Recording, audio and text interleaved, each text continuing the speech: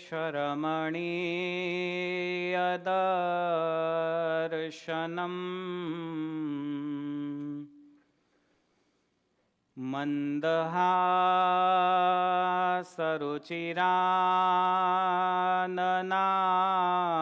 मन्दहासरुचिराननाम्बुजम् पूजितं सुरनरोत्तमैर्मुदा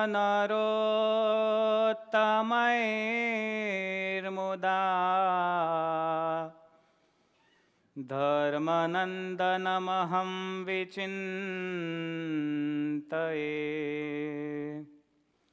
ॐ अवतारिणे श्रीस्वामिनारायणाय नमो नमः। ॐ श्री हरिकृष्णाय नमो नमः। ॐ श्री पूर्णपुरुषोत्तमाय नमो नमः। ॐ श्री सहजानंद स्वामिने नमो नमः। बोलो स्वामिनारायण भगवान की जय। श्री लक्ष्मीनारायण देवनी जय। श्री हरिकृष्ण महाराजनी जय। श्री राधा कृष्ण देवनी जय। श्री सियावर रामचंद्र भगवान की जय। श्री सिद्धेश्वर महादेव की जय। श्री विघ्न विनायक देव की जय।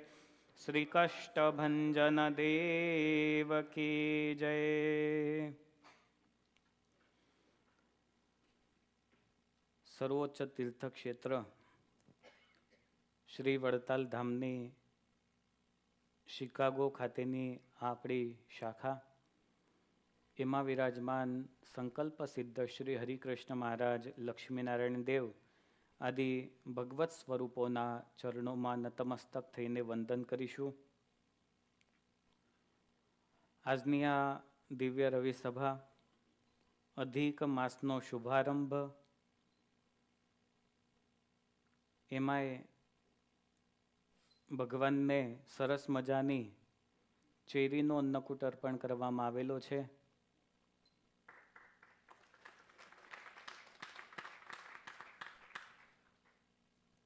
કેટલી મસ્ત ચેરી મહારાજને અર્પણ થઈ છે. આ બધી ધોઈને ક્લીન કરીને પછી મહારાજને અર્પણ થયેલી છે. 200 પાઉન્ડ ચેરી છે. આજની આ દિવ્ય સભા એમાં ઉપસ્થિત વિદ્વાન સદગુરુ શાસ્ત્રી મુક્ત પ્રકાશદાસજી સ્વામી, આ ભગવાન શ્રી હરિના સૌ લાડીલા હરિભક્તો, કૃષ્ણાજી આદિ સૌ ભૂદેવો, સૌને જય સ્વામિનારાયણ. જય સ્વામિનારાયણ.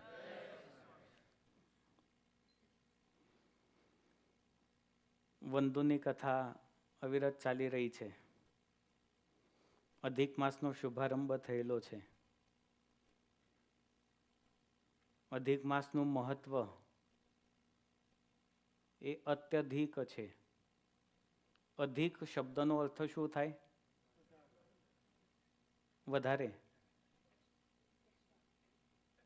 એક્સ્ટ્રા તો ન કહેવાય. એક્સ્ટ્રા એટલે વધેલું કહેવાય. આમ તો વધેલું જ હતું. એ બધા થોડા થોડા દિવસો વધેલા ભેગા થયા અને એક માસ થયો. જેમ અંગ્રેજી મહિનાઓમાં ફેબ્રુઆરીથી એડજસ્ટમેન્ટ થાય છે ને 2-3 દિવસનું, અને દરેક મહિનામાં 30, 31, 30, 31થી એડજસ્ટમેન્ટ થાય, એવી રીતે આપણા વિક્રમ સંવત્સરમાં પણ આવી રીતનું એડજસ્ટમેન્ટ, જેને 3 વર્ષે એક માસ આવે, અધિક માસ કહેવાય છે. એમાંય તમે બધા ફેશનેબલ અમેરિકન કહેવાઓ, એટલે વધેલું હોય તો આપણે કશું લઈએ જ નહીં. બધું નવું ને સારું જ જોઈએ. પણ દરેક મહિનાને દરેક દેવતાઓએ સ્વીકારી લીધા.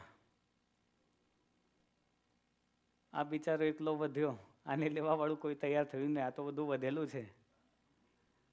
તમને પીરસતા પીરસતા વધેલી દાળ આપે કોઈ તો ના ના આ થોડી લેવાય, હું થોડો જેવો તેવો છું, મને પણ સારામાં સારી જોઈએ.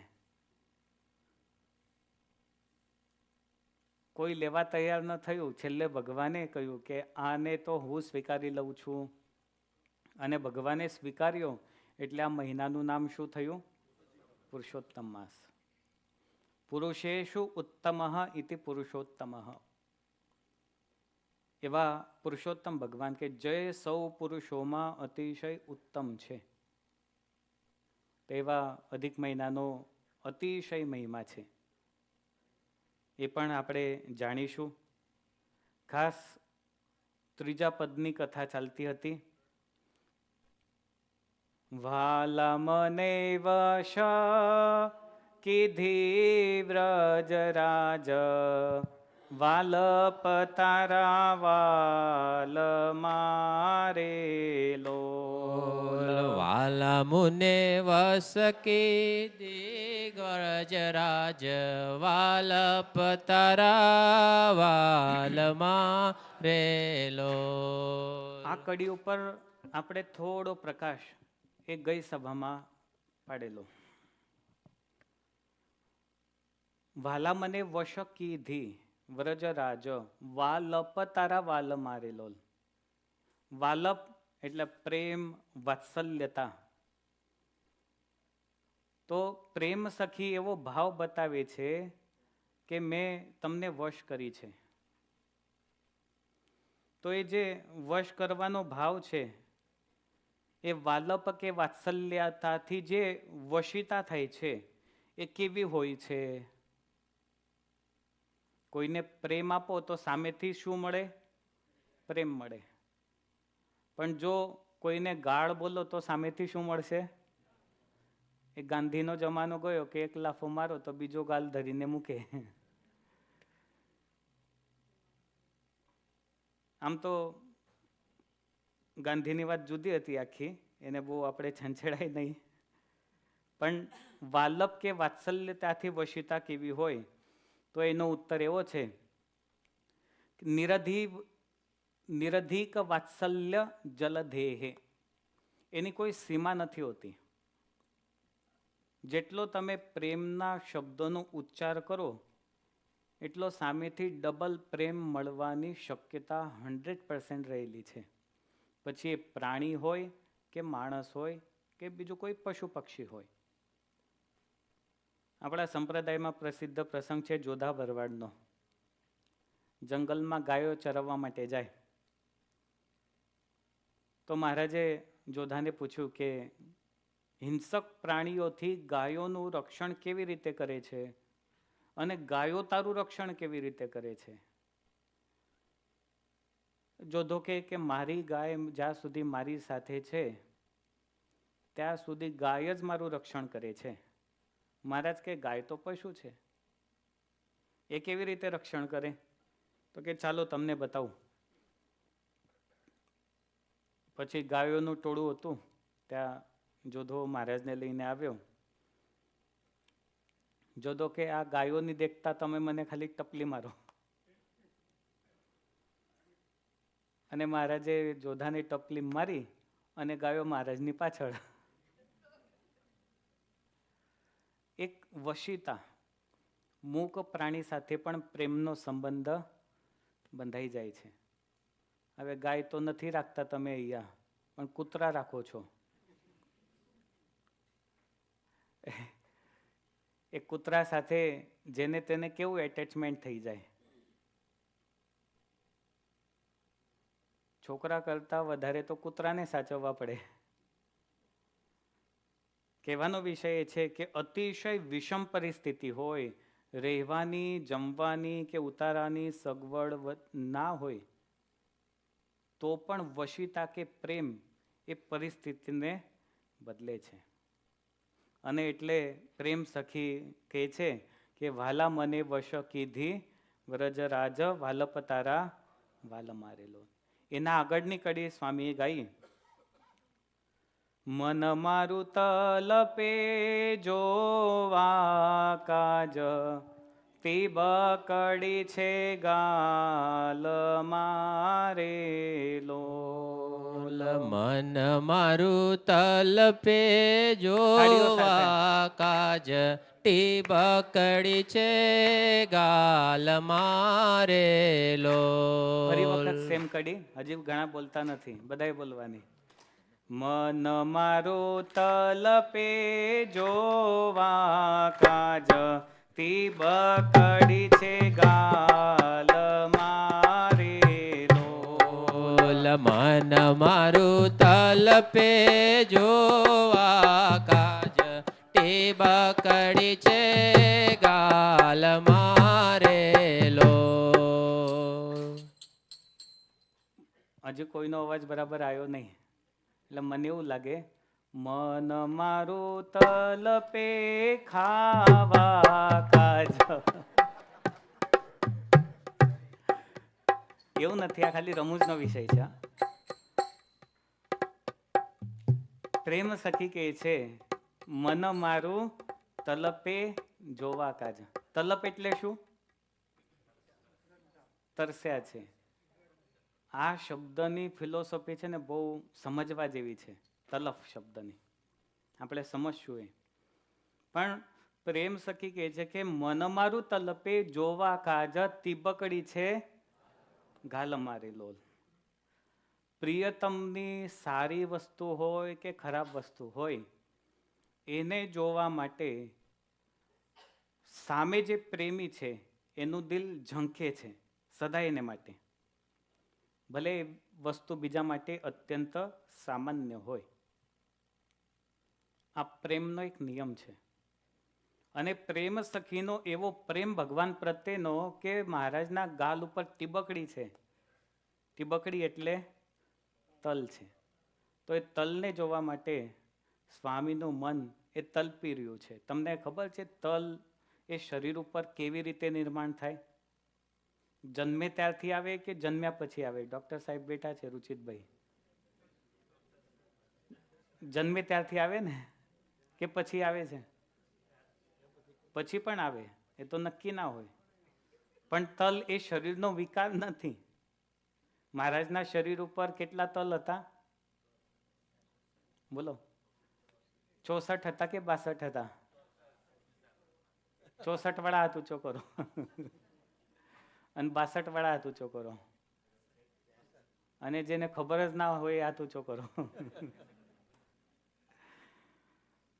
ટીબકડી છે ગાલ મારે લોલ. તો જમણા ગાલ ઉપર મહારાજને તલ છે. પ્રેમ સખીએ શ્રી હરિ ધ્યાન મંજરીમાં કહ્યું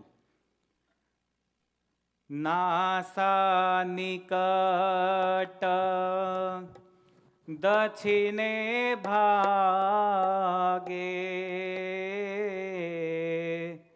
તિલ એક પ્રથુલ રહો દ્રગયાગે યાતે નિકટ ઉધ દ્રુગ કોને તિલ એક નિરખત ભક્ત સલોને. નાકની જમણી કોરે. સાંભળજો, હવે જ્યારે પણ મૂર્તિનું વર્ણન આપણે સાંભળતા હોય ત્યારે આપણી આંખોની સમક્ષ ભગવાનની મૂર્તિ આપણને દેખાવી જોઈએ. નાકની જમણી કોરે એક મોટો તિલ છે, એટલે જમણી બાજુ. તેથી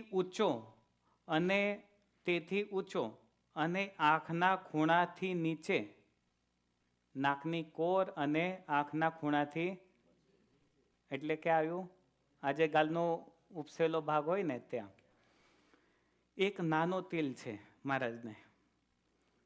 જમણા ગાલ ઉપર જેને તલ હોય એના સામુદ્રિક શાસ્ત્રમાં લક્ષણ બતાવેલા છે. ખાલી જમણા ગાલની જ વાત કરું છું. ગંડસ્થે તિલકમ યસ્ય નરસ્ય સુભગો ભવેત માન્ય સર્વજનૈ સાક્ષાત સુખભોગી ચ માનવ. અર્થાત જેને જમણા ગાલ ઉપર તલ હોય છે એ સૌભાગ્યશાળી અને સમાજમાં માન સન્માન પામનાર હોય છે. કોને કોને છે ગાલ પર તલ? માસ્તર તમને છે? યોગેશભાઈ જોઈએ છે તમને? યોગેશભાઈને છે. સૌભાગ્યશાળી હોય છે અને માન સન્માન પામનાર હોય છે. તો ભગવાન જ્યારે આ લોકમાં જન્મ ધારણ કરીને આવે છે ત્યારે લીલાવતાર કહેવાય છે. વિશિષ્ટાદ્વૈત વેદાંતનો એક પાયાનો ગ્રંથ છે યતીન્દ્ર મત દીપિકા. એની અંદર 5મા અવતારની અંદર એવો એક સિદ્ધાંત આપ્યો, લીલા વિભૂતા વિશ્વરઃ કાલાધીન એવ કાર્યમ કરોતિ. લીલા વિભૂતૌ ઈશ્વરઃ કાલાધીન એવમ કાર્યમ કરોતિ. એનો અર્થ એવો થાય કે જ્યારે ભગવાન આ ધરતી ઉપર લીલા અવતાર તરીકે અવતાર ધારણ કરે છે ત્યારે આ લોકની દરેક ક્રિયાને ભગવાન સ્વીકારે છે. એટલે ભગવાન કોઈના વિયોગમાં રડે પણ ખરા, એ ભગવાનને વિયોગ થાય, એ ભગવાનને સુખ પણ થાય, એ ભગવાનને ભૂખ પણ લાગે, એ ભગવાનને તરસ પણ લાગે, એ ભગવાનને ગુસ્સો પણ આવે, એ ભગવાન પ્રેમ પણ આપે. એ જ અર્થથી જોઈએ તો શરીર ઉપર તલ એ ભગવાનને આ મનુષ્યના શરીર ધારણ કર્યા પછી લીલા વિભૂતા વિશ્વરઃ આ સિદ્ધાંત પ્રમાણે જે તે સમયે ભગવાન જેવા તેવા તલને પણ ધારણ કરતા હોય છે. તિબકડી છે ગાલ મારેલો. હવે તિબકડી શબ્દ છે એવો શબ્દ તો હુલામણો શબ્દ છે, પણ એના માટે સંસ્કૃત ગ્રામરમાં ગુજરાતી ગ્રામરમાં જુદા જુદા શબ્દો છે. જેમ કે નાનું ટપકું, કોઈ તલ કહેશે, કોઈ ચિહ્ન કહેશે, કોઈ નિશાની કહેશે, કોઈ ટીબકી કહેશે. તોબેકો નહીં, ટીપકી. એ ટીપકી એટલે એને પાછો હુલામણા નામથી અને અત્યંત પ્રેમથી ટીબકડી એવું નામ આપ્યું. એ પ્રેમ સખીએ. જ્યારે પ્રેમની પરાકાષ્ઠા હોય ત્યારે જે શબ્દો પ્રેમી કે પ્રિયતમ બોલતા હોય છે ને એની અંદર સહેજે સહેજે વાલ પણ વરસે છે. નાનું છોકરું હોય તો એને પાણી પીવા ચાલો એવું નથી કહેતા. શું કહો છો? બૂ કે એવું કંઈક કહેવાય છે ને, બૂ પીવા ચાલો કે. હવે પાણીના બદલે એને બૂ કહો છો, પણ તમે બધા જ શબ્દ ક્લિયર બોલી શકો છો, પણ જ્યારે નાનું બાળક કે પ્રેમી કે પ્રિયતમ હોય ત્યારે શબ્દો કેવા હેરફેર થઈ જાય છે. અરે ભાઈ ચલ આમાય, આવું આપણે કોઈને બોલ દઈએ. પણ જ્યારે પ્રેમી કે પ્રિયતમ કે નાનું બાળક જેના પ્રત્યે પ્રેમ હોય એવું કોઈ સામે મળે ત્યારે કેવા શબ્દોને પ્રયોગ થાય? અલે લે લે લે લે ચલ ચલ જલ્દી ચલ. તો આ શું છે? આ બધા હુલામણા શબ્દો છે. તો પ્રેમ સખી એ ભગવાનની મૂર્તિમાં એમના મન અને તનથી સંપૂર્ણ જોડાઈ ગયા છે. અને એટલે જે સ્વામીના શબ્દો છે એ બધા પ્રેમથી ઉચ્ચારાયેલા શબ્દો છે. એટલે સ્વામી કે મન મારું તલપે જોવા કાજ તિબકડી છે ગાલ મારેલો. અતિશય સરસ મજાની તિબકડી છે. વિચાર કરો, એ પ્રેમ સખીની આ શબ્દો જ્યારે ઉચ્ચારણ કરે છે ત્યારે ભાવ દશા કેટલી ઉચ્ચ કક્ષાની હશે? તમે સેજ મનમાં વિચાર કરો. અને એ ટીબકડી પણ કેટલું સુંદર હશે કે જેને જોવા માટે, જેના દર્શન કરવા માટે સ્વામી પોતે કહે છે કે મારું મન તલપી રહ્યું છે. તો ગોરા ઉપડતા ચકમકાટ કરતા ગાલ ઉપર એ ટીબકડી, એ ચિહ્ન, એ તલ, એ કેટલું સુંદર લાગતું હશે એની કલ્પના આપણે કરી શકતા નથી. અને એની સુંદરતા હશે ને એટલે જ પ્રેમ સખીની ભાવ દશા દર્શાવે છે કે સ્વામી મનથી વ્યાકુળ થયેલા છે. વ્યાકુળતા ક્યારે આવે? ઝંખના કે વિયોગમાં વ્યાકુળતાનો ઉદય થાય છે. આ શબ્દો બધા એક સરખા તમને દેખાશે. વિયોગ, ઝંખના, તલપ અને વ્યાકુળતા, આ 4 શબ્દ છે. ખાસ સમજવા જેવું છે. કયો કયો શબ્દ છે? વિયોગ, પછી શું છે? ઝંખના, પછી શું છે? તલપ, અને પછી શું છે? વ્યાકુળતા. ઘણી વખત એવું થાય કે બધા જ શબ્દો સાંભળીએ ને ત્યારે એ શબ્દોના અર્થને સમજવા માટે વ્યાકરણનો સહારો લેવો પડે. સામાન્ય ગણ બોલીમાં, સામાન્ય જન બોલીમાં શબ્દો એ ભલે સામાન્ય અર્થ પ્રતીત કરતા હોય, પરંતુ શાસ્ત્રોના અર્થને સમજીએ ત્યારે શબ્દોના અર્થ બદલાતા હોય. જેમ કે ગુણ શબ્દ છે. ગુણ શબ્દ બોલવામાં આવે તો તમે શું સમજો? દયા, પ્રેમ, કરુણા, આ બધા ગુણ શબ્દ છે. પણ આને જો સંસ્કૃત ગ્રામરમાં પાણીનીય વ્યાકરણ અનુસાર લઈ જાઓ તો આદ ગુણ, અદેંગ ગુણ, એવા બે ફોર્મ્યુલા જ આપ્યા. ગુણ કોને કહેવાય? અ, એ અને ઓ, આ ત્રણને ગુણ કહેવાય છે. આને જ તમે ન્યાયની ભાષામાં લઈ જાઓ તો ચતુર્વિંશતિ ગુણા, તર્ક સંગ્રહમાં કહ્યું 24 પ્રકારના ગુણ છે. આને જો મીમાંસાની ભાષામાં લઈ જાઓ તો ગુણ શબ્દનો અર્થ ડિફરન્ટ થઈ જાય છે. આને જો તમે મીમાંસાની ભાષામાં લઈ જાઓ તો પણ શબ્દનો અર્થ બદલાઈ જાય છે. કહેવાનું તાત્પર્ય એ છે કે શબ્દો ભલે એક સરખા લાગતા હોય, પણ બોલનાર વક્તા હોય, સામાન્ય રીતે બે જણા સંવાદ કરતા હોય કે કથા સાંભળતા હોય, ત્યારે એ વાક્યોને સમજવા અત્યંત જરૂરી બને છે. તો વિયોગ, ઝંખના, તલપ અને વ્યાકુળતા, આ ચારે ભાવ અત્યારે અહીંયા આ કડીમાં સ્વામીના ભાવમાં દેખાય છે. જેમ કે વિયોગ, સૌથી પહેલા શું છે? વિયોગ એટલે શું થાય? બોલો. વિયોગ એટલે જુદાઈ, જુદાઈ થાય. અને જ્યારે વિયોગ થાય ત્યારે ઝંખના જન્મે છે. સમજો આ ક્રમ આખો. વિયોગ જુદાઈ થાય ત્યારે ઝંખના જન્મે છે.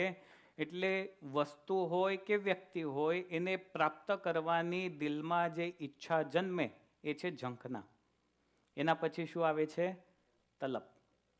ઝંખના તો સામાન્ય છે, મળે કે ના મળે કંઈ નહીં, આપણા નસીબમાં હશે. પણ તલપ, તલપ એ શબ્દ એવો છે કે સતત હૈયાની ખેંચ, કે ગમે તે થાય મળવું જ છે કાં તો જોઈએ જ છે. અર્થાત ઝંખનાની એક અત્યંત ગાઢ સ્થિતિ. અને તલપ જ્યારે અસહ્ય બને છે ત્યારે શું જન્મે છે? વ્યાકુળતા. વ્યાકુળતા એટલે મનની અશાંતિ.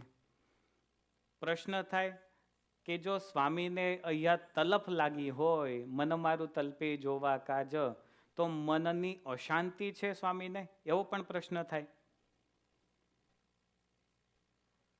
મનની અશાંતિ એ બે પ્રકારની હોય છે. વ્યાકુળતાથી જે મનની અશાંતિ થાય એ બે પ્રકારે થાય. એક તો પ્રેમથી અશાંતિ થાય અને બીજું બેચેનીથી અશાંતિ થાય. જો પ્રેમથી વ્યાકુળતા જન્મે તો તમને પ્રસંગ કહું કે શરદ પૂર્ણિમાની રાત્રિ, પ્રેમથી વ્યાકુળતા, એનો પ્રસંગ કહું છું.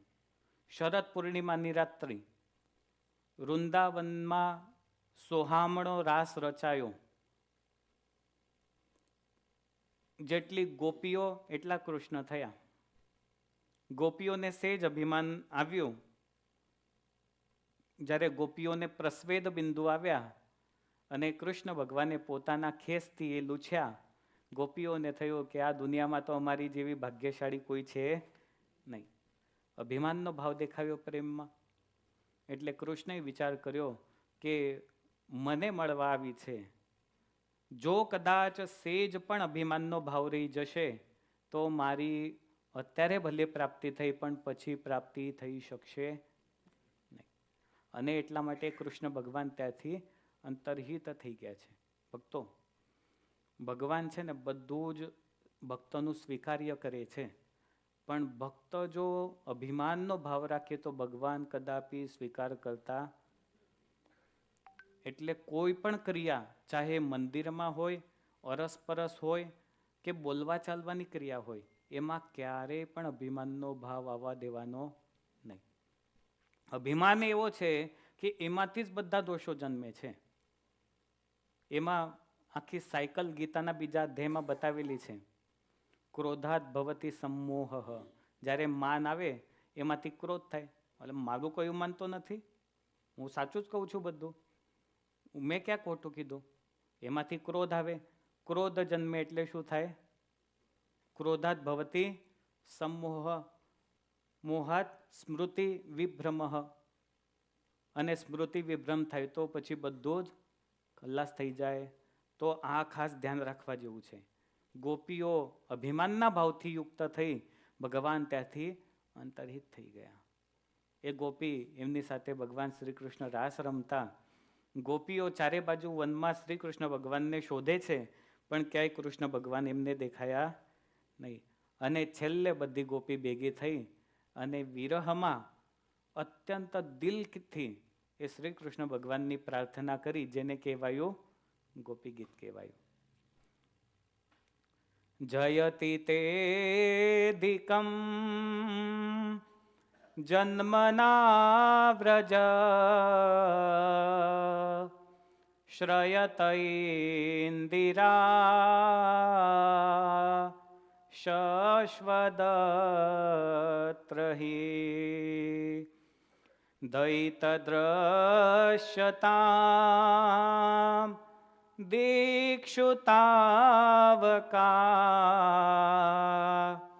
સ્ત્વયિ ધૃતાસવસ્ત્વાં વિચિન્વતે.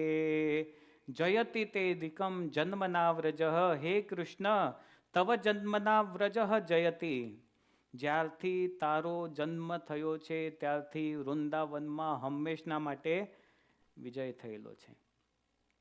હે કૃષ્ણ, તું અમારી વચ્ચેથી ભલે અમને નથી દેખાતો, ભલે ગાયબ થયો, પણ આ જીવને, આ શરીરને હજી પણ એક આશ છે. તું ભલે ગાયબ થઈ જાય, પણ આ કાનની ઈચ્છા છે, આંખોની ઈચ્છા છે, આ મસ્તકની ઈચ્છા છે કે તારા ચરણ કમલમાં આ મસ્તક ઝૂકે. જો કેવો પ્રેમનો ભાવ છે, આવો પ્રેમ ભગવાન પ્રત્યે રાખવાનો. કે આ કાનની એટલી ઈચ્છા છે કે ક્યારે તારા શબ્દો અમારા કાન ઉપર પડે, અને ક્યારે અમે તવ કથામૃતમ તપ્ત જીવનમ, તવ કથામૃતમ તપ્ત જીવનમ કવિભીરીડિતમ કલ્મષાપહમ શ્રવણમંગલમ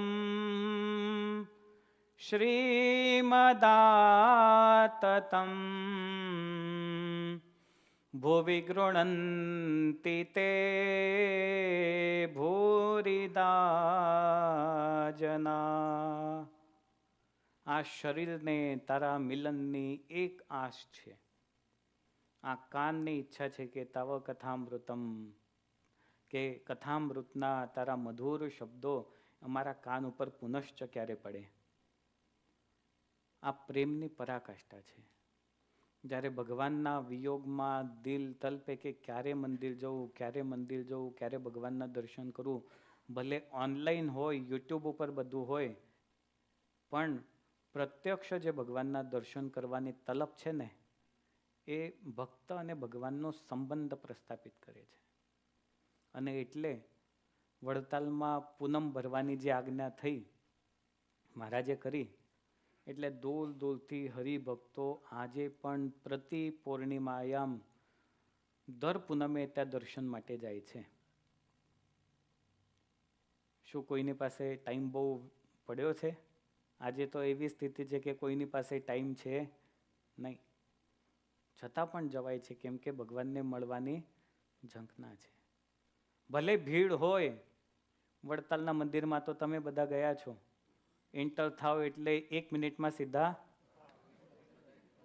તમારે પગ ચલાવવાની જરૂર નથી અને સ્કેટિંગની જરૂર નથી, ઓટોમેટિકલી બહાર નીકળી જાઓ. તો એટલી ભીડમાં પણ હરિભક્તો જાય છે. આ પ્રેમ બતાવે છે ભગવાન પ્રત્યેનો. એ હરિકૃષ્ણ મહારાજ, લક્ષ્મીનારાયણ દેવના દર્શન થાય, સંતોના દર્શન થાય દર પૂનમે જઈને. તમે બધા જાઓ ત્યારે ઇન્ડિયા જાઓ ત્યારે પૂનમે જાઓ જ છો. કેટલાય તો પદયાત્રાઓ કરીને પણ જાય છે. આપણે જનકભાઈનું ગામ છે ને નાના કલોદરા, એ ગામના તો વર્ષમાં 2 મોટી પૂર્ણિમા આવે. એમના પિતાશ્રી છે ભગુભાઈ, ભગવાનદાસભાઈ. ક્યાં ગયા જનકભાઈ? બહાર બેઠા છે? ઓકે. આખા ગામમાંથી 2 મોટી પૂનમ ચાલતા ચાલતા વડતાલ જાય. હવે વડતાલમાં ભગવાન સ્વામિનારાયણ આયા ને એટલે વડતાલ, એ તો આ દિનેશભાઈ અહીંયા નો હોત. તો ભગવાનને મળવાની ઝંખના, પ્રેમ એ ભગવાન તરફ આકર્ષિત કરે છે. ગોપીઓને વિરહ થયો, ગોપી ગીતથી પ્રાર્થના કરી છે. 14 શ્લોકનું ગોપી ગીત છે, પણ બહુ મધુર છે. પ્રેમનો ભાવ દર્શાવે છે. અને છેલ્લે કૃષ્ણ ત્યાં પ્રગટ થાય છે. સદગુરુ મુક્તાનંદ સ્વામી, સંપ્રદાયની માં, મહારાજ કરતા સત્સંગમાં પહેલા આવેલા, મહારાજ કરતા ઉંમરમાં ઘણા મોટા. સિનિયર અને જુનિયરનો સંબંધ કહેવાય આજના પ્રમાણે. સદગુરુ રામાનંદ સ્વામી ભલે કચ્છમાં હોય પણ 50 સંતોને કોણ સંભાળતા? સદગુરુ મુક્તાનંદ સ્વામી સંભાળતા. અને સક્સેસફુલી લોજનો આશ્રમ ચલાવતા. ત્યાં સદાવ્રતો ચાલતા. સદાવ્રત એટલે જે આવે એને ગમે ત્યારે જમવાનું આપે. એ સમયમાં, આજે તો બધું સહેલું થઈ ગયું છે, એવા સમયમાં સદાવ્રતો ચલાવવા બહુ ડિફિકલ્ટ હતું એવા સમયમાં. અને ત્યારે સદાવ્રતો ચલાવતા. અને સદગુરુ મુક્તાનંદ સ્વામી ખૂબ સારી રીતે પાર પડતા જવાબદારી. પણ જ્યારે મહારાજ નીલકંઠ વર્ણી સ્વરૂપે રામાનંદ સ્વામીને મળ્યા, પછી જેતપુરમાં ગાદી સોંપવાની થઈ તો મહારાજે રામાનંદ સ્વામી કોને સોંપી? નીલકંઠ વર્ણીને સોંપી. અને સહજાનંદ સ્વામીને એવા 2 નામ, એમના નારાયણ મુનિ એવા 2 નામ પડ્યા. પણ સેજ પણ અભાવ એ સદગુરુ મુક્તાનંદ સ્વામીના દિલમાં આવ્યો નહીં કે હું મોટો, હું સિનિયર, મને મળવું જોઈએ. રઘુનાથદાસજી કરીને એક સંત હતા, એમને આવેલો એવો ભાવ, હું સિનિયર અને ये तो अभी छोटा है, इसको दे दिया, मैं बाकी रह गया, मैं योग्य था. છતાં પણ સદગુરુ મુક્તાનંદ સ્વામીને અભાવ સેજ પણ નથી આવ્યો. એ સદગુરુ મુક્તાનંદ સ્વામી. મહારાજ જુદા જુદા પ્રકરણો ફેરવે. એમાં એક વખત મહારાજે સંતોને આજ્ઞા આપી કે કોઈએ અમારી આજ્ઞા સિવાય દર્શન માટે આવવું નહીં. હવે જે તન મનથી મહારાજને વરેલા હતા, આ ભગવી કંથા જેમને પહેરેલી હતી, જેમને દુનિયામાં ઘણું બધું પ્રાપ્ત થઈ શકે એમ હતું, પણ એ બધું જ છોડીને જે ભગવાનના થયેલા હતા, એ ભગવાન એમને જો દર્શન માટે ના પાડે તો એ સંતોની દશા કેવી થાય? જેમ પાણી વિના માછલું રહી શકે નહીં એવી સ્થિતિ થાય. સદગુરુ મુક્તાનંદ સ્વામીથી રહેવાયું નહીં મહારાજના દર્શન માટે. મહારાજે ના પાડી છે દર્શન કરવા માટે, આજ્ઞા સિવાય. એ સ્વામી વિચરણ કરતા કરતા ગઢપુરના ઓરડાની બારણે આવીને ઊભા રહ્યા. મેસેજ મોકલાવ્યો કે અમને દર્શન કરવા છે મહારાજના. મહારાજે તો સીધી એમને મનાઈ કરી દીધી કે નહીં, તમે દર્શન માટે આવશો નહીં. અને મહારાજ પ્રત્યે સેજ પણ અભાવ ન આવ્યો. અને મુક્તાનંદ સ્વામી ફરી વખત મહારાજને પ્રાર્થના કરી છે. અને છેલ્લે મહારાજે એમને દર્શન આપે છે. જો કદાચ આજે આપણને કોઈ કહી દે કે ભાઈ છેટેથી દર્શન કર, નજીક ના જઈશ, તો આપણી દશા કેવી થાય? એ દરેકે પોતપોતાની રીતે વિચારવાનું છે. સેજ પણ આપણને કોઈ ટોકે તો આપણને ગમતું. આ તો સંપ્રદાયની માં જેવા સંત હતા, એમને મહારાજે ના પાડી 2 વખત. જો ધાર્યું હોત તો ના, હું મારો જુદો સંપ્રદાય સ્થાપી દઉં, એવું પણ કરી શક્યા હોત. નથી કર્યું સંતોએ. આ સત્સંગ હંમેશને માટે નિર્માનીપણાનો સંપ્રદાય રહેલો છે. જેટલું નિર્માની થઈને રહીશું એટલો આ સત્સંગમાં આનંદ આવશે. નહીં તો પછી વચનામૃત છે ધૂંઢવાયેલા લાકડાનું, અર્ધબળેલા કાષ્ઠનું, એના જેવી સ્થિતિ થાય. સેજ પણ ક્યાંક ટોકાઈ ગયું હોય, સેજ પણ ક્યાંક મનગમતું ના થયું હોય એટલે અર્ધબળેલા કાષ્ઠની જેમ અંદર. મને કહી દીધું, હું એવો છું, પેલો કોણ મને કહેવા વાળો? પેલાને હું ખબર પડે? મારી પાસે બહુ પૈસા છે, હું સારી ગાડી લઈને આવું છું, મારો સારો પરિવાર છે, મેં સત્સંગ માટે બહુ કરેલું છે. આ બધા ભાવથી પર થઈને ભગવાન સુધી પહોંચવાનું છે. કથા વાર્તા ખાલી આનંદ માટે નથી, જીવનમાં એનાથી કંઈક શીખીએ, ભગવાન સુધી પહોંચવાનું છે. સદગુરુ મુક્તાનંદ સ્વામીને મહારાજે દર્શન આપ્યા અને સ્વામી એ મહારાજના ચરણોમાં મસ્તક મૂકીને રડી પડ્યા છે. એવા દર્શન કર્યા મહારાજના. એવી તલફ લાગે મહારાજના દર્શન માટેની, ત્યારે પ્રેમની પરાકાષ્ઠા જન્મે છે. દર્શન દ્યો ઘનશ્યામ નાથ મોરી, અખિયા પ્યાસી રે, પાણી પી કર પ્યાસ બુઝાવો,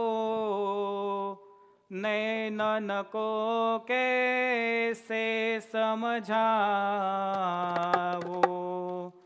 पानी पी कर प्यास बुझावो, नैनन को कैसे समझावो, आँख मिचोली छोड़ो अब तो, आँख मिचोली छोड़ो अब तो, घट घटवासी रे, दर्शन द्यो घनश्याम नाथ मोरे, अखिया प्यासी रे, દર્શન દ્યો ઘનશ્યામ. ક્યારેક કદાચ દર્શન કરવાના રહી જાય, કોઈ કાર્ય પ્રસંગ આવી જાય રવિવારના દિવસે, તો વીકડેઝમાં આવીને પણ દર્શન કરવા જોઈએ. ક્યારે શરીર પડી જશે એનો કોઈ ભરોસો નથી. કદાચ એવું થાય કે સારું જતો રહ્યો તો સારું થાત, પગ ભાંગી જાય એના પહેલા, તો ત્યારે આવવામાં શું વાંધો હતો? ઘણા કે પછી જશું, પછી કરશું. પછી તો બહુ ટાઈમ છે. કોને જોયું કે પછી શું થવાનું છે? જે સમય મળેલો છે એનો સદુપયોગ અવશ્ય કરી લેવો. અને ખાસ તો આધ્યાત્મિક બાબતમાં ક્યારેય પણ આળસ કરાય, અને આળસ આમાં જ થાય, બીજે ક્યાંય ન થાય. લગ્નમાં જવાનું હોય ને તો બધું એડજસ્ટ થઈ જાય, પણ મંદિર જવાનું હોય તો આ પેલો પ્રસંગ છે, પેલું છે, પેલું છે, પેલું છે, ઘણા બધા બહાના કદાચ ગોતી લેવાતા હોય. ગોતતા નથી, પણ આ કહું છું ખાલી. દર્શન દ્યો ઘનશ્યામ, કેટલા સરસ મજાના સ્વરૂપો મહારાજના. આપણે ત્યાં આવા અમેરિકાની ધરતી ઉપર ક્યાં મળે આવા ભગવાન?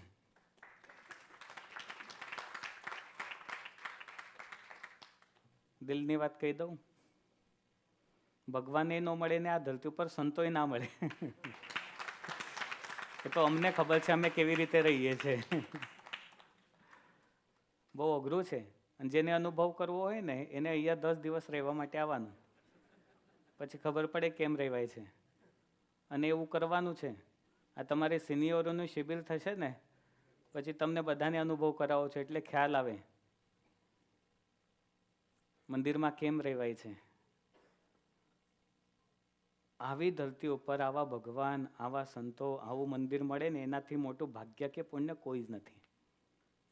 જવાબદારી એ થઈ જાય કે આ બધું મળ્યા પછી પણ જો આપણે સત્સંગ ના કરીએ, દર્શન ના કરીએ, તો આપણા જેવો કુભાગીઓ કોઈ નથી.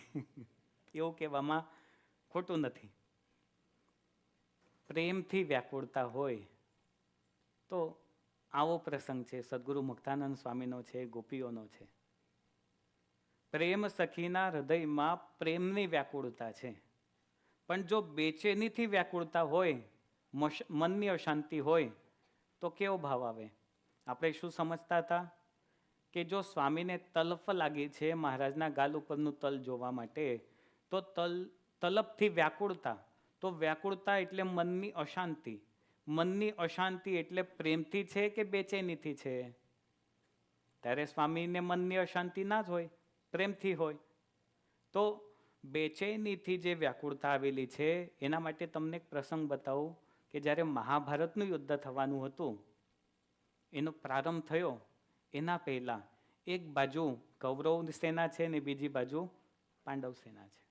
હજી યુદ્ધનો પ્રારંભ થયેલો નથી. પાંડવ સેના તરફથી કૃષ્ણ ભગવાન એ અર્જુનના સારથી બનેલા છે. બધા પોતપોતાના રથ ઉપર ગોઠવાઈ ગયા છે. બસ શંખનાદ કરીને હવે યુદ્ધ પ્રારંભ થવાનો સમય હતો.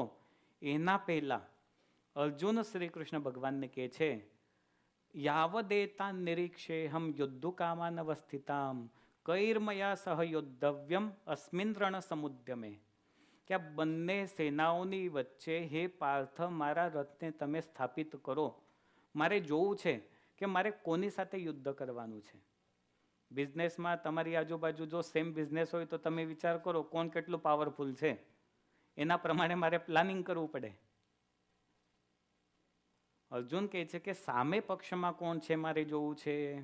કૃષ્ણ ભગવાને બંને સેનાની વચ્ચે રથને સ્થાપ્યો અને અર્જુને સામા પક્ષ તરફ દ્રષ્ટિ કરી.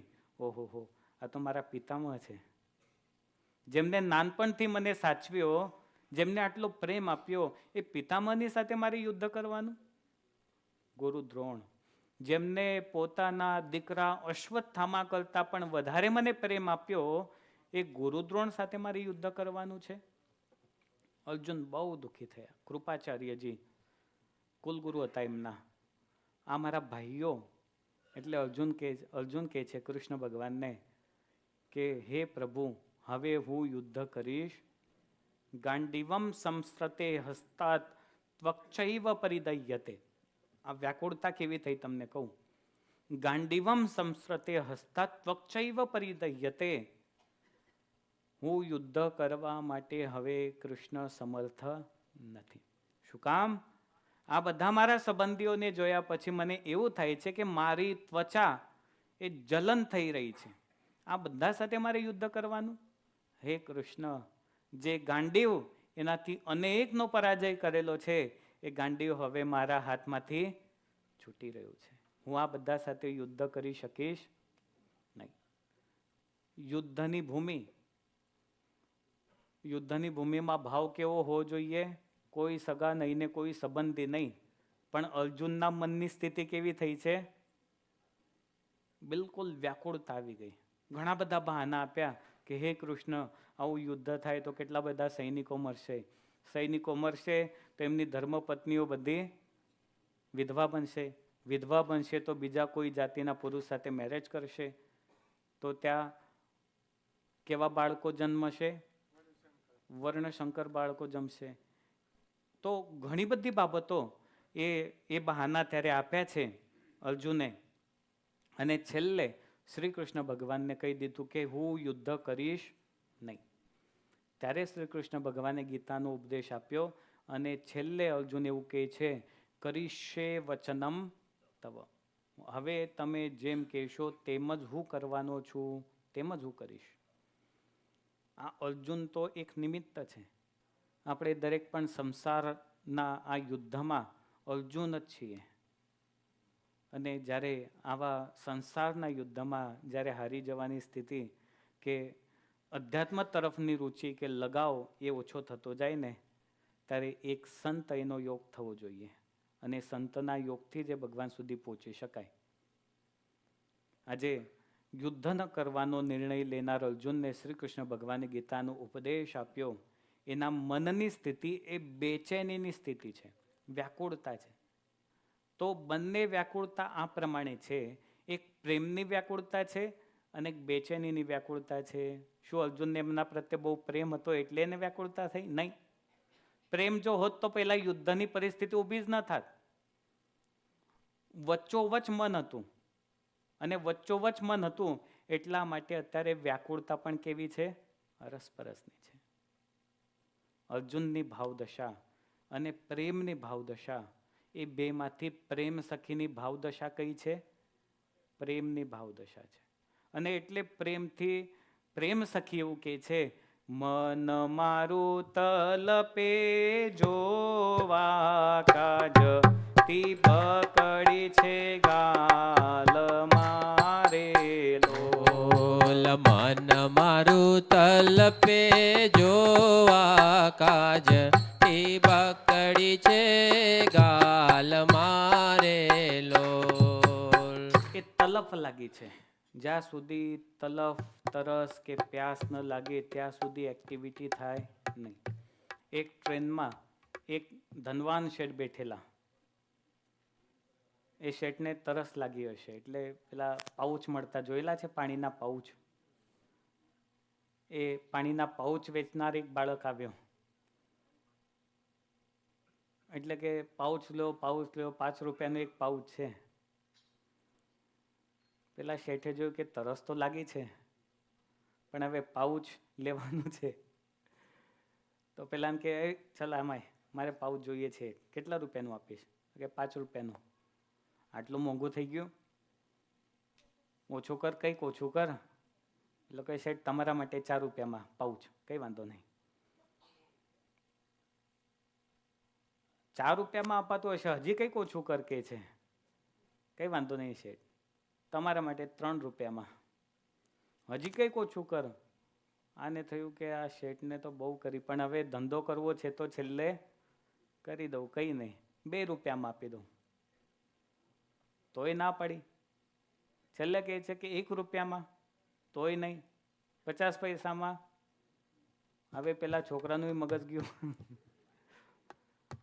કે જો તમને તરસ લાગી હોત ને તો 5ના બદલે 10 આપીને લઈ લીધું હોત.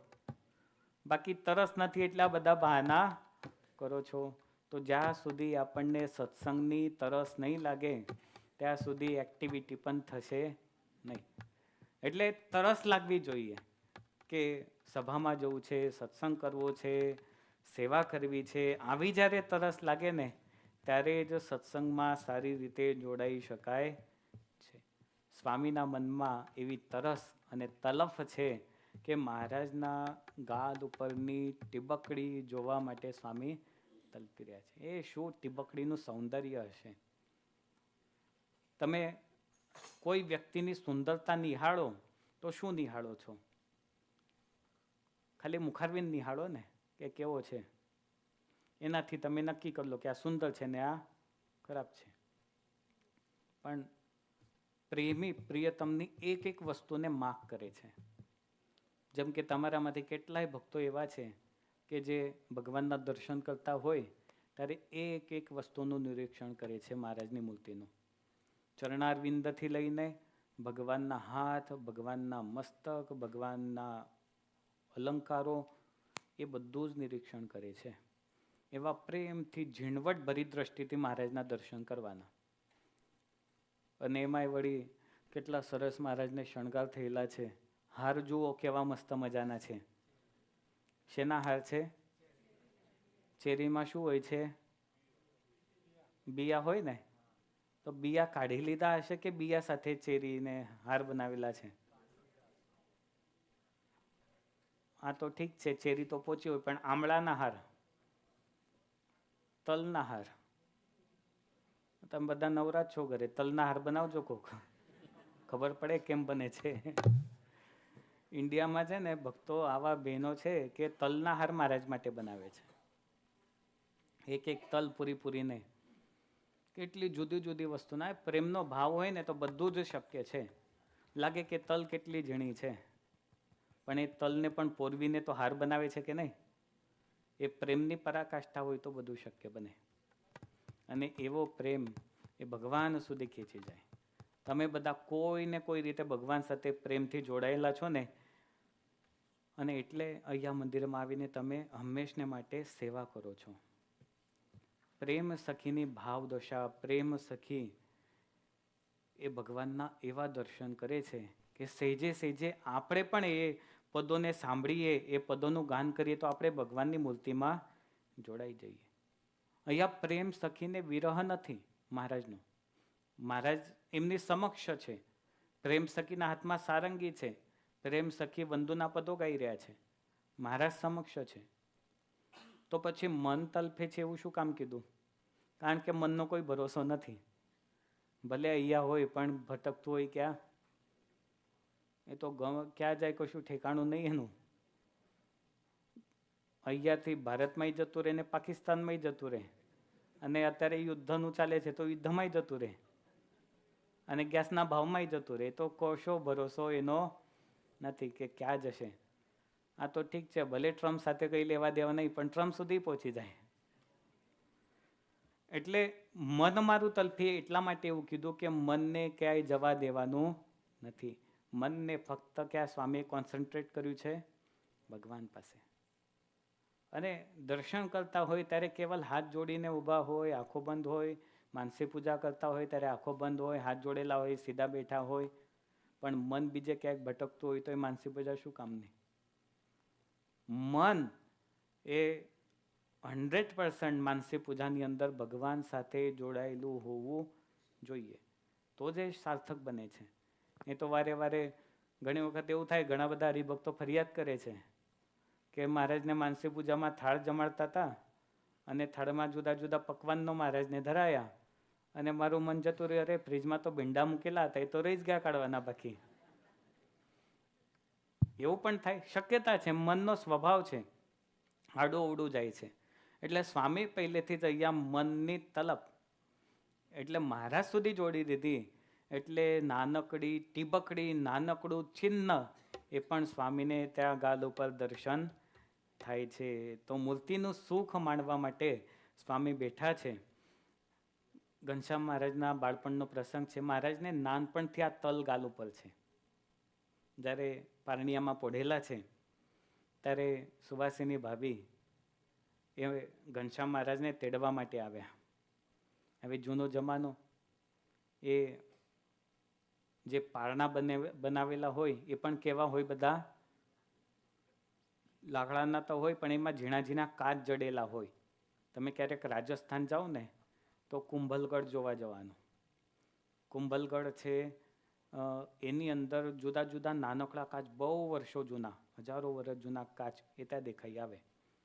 તો એ સંસ્કૃતિ, જૂની સંસ્કૃતિ, આ તો 250 વર્ષ પહેલાંની વાત છે. જે પારણીઓ છે એને જુદા જુદા નાના નાના ઝીણા ઝીણા કાચ જડેલા છે. હવે કાચની અંદર પ્રતિબિંબ દેખાય. સુવાસિની ભાભી ઘનશ્યામ મહારાજને તેડવા માટે આવ્યા. તો જે ઝીણા ઝીણા કાચ હતા ને, એમાં અનંત કાચમાં અનંત મહારાજના મુખારવિંદના દર્શન થયા. હવે ઘનશ્યામ મહારાજે એવું ચરિત્ર કર્યું કે જેટલા કાચ એટલા કાચમાં સંપૂર્ણ ઘનશ્યામ મહારાજના દર્શન થાય, આબેહૂબ દર્શન થાય. એટલે સુવાસિની ભાભીને બ્રહ્મા પાડવા માટે મહારાજે આ ચરિત્ર કર્યું. કાચમાં તો જેવું હોય એવું જ દેખાય. એટલા બધા બ્રહ્મા પડ્યા કે હવે ઓરિજિનલ ઘનશ્યામ કોણ? સુવાસિની ભાભી પણ કઈ જેવા તેવા નહોતા. એમને બધા દર્શન કર્યા પછી વિચાર્યું કે જે જમણા ગાલ ઉપર મહારાજને તલ છે ને, ઘનશ્યામ મહારાજને, એ તલ જેના પર હોય એ ઓરિજિનલ. અનંત સ્વરૂપોની વચ્ચે એક તલથી ઘનશ્યામ મહારાજને પકડી પાડ્યા અને પછી ઘનશ્યામને તેડી લીધા અને પછી બહાર લઈ ગયા છે, ગળે ચાપી લીધા છે. તો બાળપણથી મહારાજના ગાલ ઉપર, જમણા ગાલ ઉપર તલ છે. ઘણી વખત એવું થાય કે બ્રહ્મા પાડવા માટે ઘણા બધા પ્રયત્નો થતા હોય છે, પણ એક શિલ્પકાર હતો, એને મરવું નહોતું. એને એવી પ્રતિમા બનાવે કે આબેહૂબ બનાવે. જેવું પૂતળું બનાવે આબેહૂબ લાગે, એમાં સહેજ ફેર નહીં. એને વિચાર કર્યો કે મારો અંતકાળ આવે છે, એના પહેલાં મારા 10-12 પૂતળા બનાવી લઉં. યમરાજ આવ્યા, એને ખબર પડી ગઈ ક્યાંકથી, એટલે 10-12 પૂતળા બનાવે અને ભાઈ વચ્ચોવચ્ચ ઊભો રહી ગયો. યમરાજે ગોથા ખાઈ ગયા કે આમાંથી ઓરિજિનલ કોણ હશે? પણ યમરાજે પછી આ સુવાસિની ભાભીની જેમ ઝાઝા ચોમાસા તો જોયેલા હોય ને, એને ઝાઝા ચોમાસા જોયેલા, ઝાઝી દિવાળી જોયેલી હોય ને, એને કોઈ પહોંચી ના શકે. યમરાજ કહે છે કે આ ભાઈને પકડવો છે, આને તો મૂર્તિઓ બનાવી દીધી પણ આને પકડવાનો ઉપાય જુદો છે. યમરાજ કહે છે આ બધું બહુ સરસ બનાવ્યું. પહેલાં તો અંદરથી આનંદ થઈ ગયો કે હું પકડાઈશ નહીં. યમરાજ કહે છે આમાં એક ભૂલ રહી ગઈ છે. જેવી ભૂલ રહી ગઈ એવું બોલ્યો. એટલે કે ક્યાં ભૂલ છે? તો કે આ જ તારી ભૂલ છે. એને પકડ્યો ને યમરાજ ત્યાંથી લઈ ગયા. ઘણા બધા સ્વરૂપોની વચ્ચેથી એક સ્વરૂપ એ પકડવું ને એની કળા એ હોય છે. અને સુવાસિની ભાભી પાસે આ કળા હતી એટલે આ ટીબકડી જોઈને ઘનશ્યામ મહારાજને ગળે ચાપી લીધા છે. એ બાલ્યાવસ્થાથી મહારાજની ટીબકડી હતી. આવા સરસ મજાના સુંદર પદો એ પ્રેમ સખીએ અહીંયા ગાયેલા છે. આપણે એક વખત ત્રીજું સંપૂર્ણ પદ ગાઈને પછી કથાની સમાપ્તિ તરફ જઈશું. વાલા મને વશ કીધી વ્રજ રાજ વાલ પતારા વાલ મારેલો. વાલા મુને વસ કીધી વ્રજ રાજ વાલ પતારા વાલ મારેલો. એ મન મારું તલપે જોવા કાજ ટીબકડી છે ગાલ મારેલો. મન મારું તલપે જોવા કાજ ટીબકડી છે ગાલ મારેલો. વાલા તારી નાસિકા ન મણિનાથ અધર બિંબલાલ છે રેલો. વાલા તારી નાસિકા ના મણિનાથ અધર બિમલાલ છે રેલો. છેલ્લા મારા પ્રાણ કરો કુરબાન જોયા જેવી ચાલ છે રેલો. છેલ્લા મારા પ્રાણ કરું કુરબાન જોયા જેવી ચાલ છે રેલો. ભાલા તારા દંત દાડ મના બીજ ચતુરાઈ ચાવતારેલો. વાલા તારા દંત દાડમના બીજ ચતુરાઈ ચાવતારેલો. રે વાલા મારા પ્રાણ હરો છો નાથ મીઠું મીઠું ગાવતારેલો. હે વાલા મારા પ્રાણ હરો છો નાથ મીઠું મીઠું ગાવતારેલો.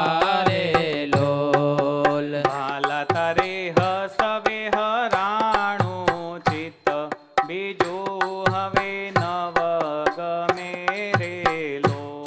હે વાલા તારે હસવે હરાણું ચિત્ત બીજું હવે નવ ગમે રેલો. એ મન મારો પ્રેમ સખી નાથ કે તમ કેડે ભમે રેલો. મન મારું પ્રેમ સખી નાથ કે તમ કે દેવ મેરેલો. વાલા મને વાસ કીધી વ્રજ રાજ વાલ પતારા વાલ મારેલો. વાલા મને વાસ કીધી વ્રજ રાજ વાલ મતારા વાલ મારેલો.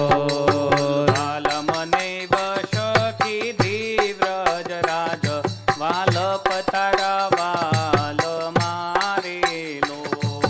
વાલા મને વસ કીધી વ્રજ રાજ વાલ મતારા વાલ મારેલો. આજની કથા એ ભગવાનના ચરણોમાં સમર્પિત કરીશું. જય સ્વામિનારાયણ.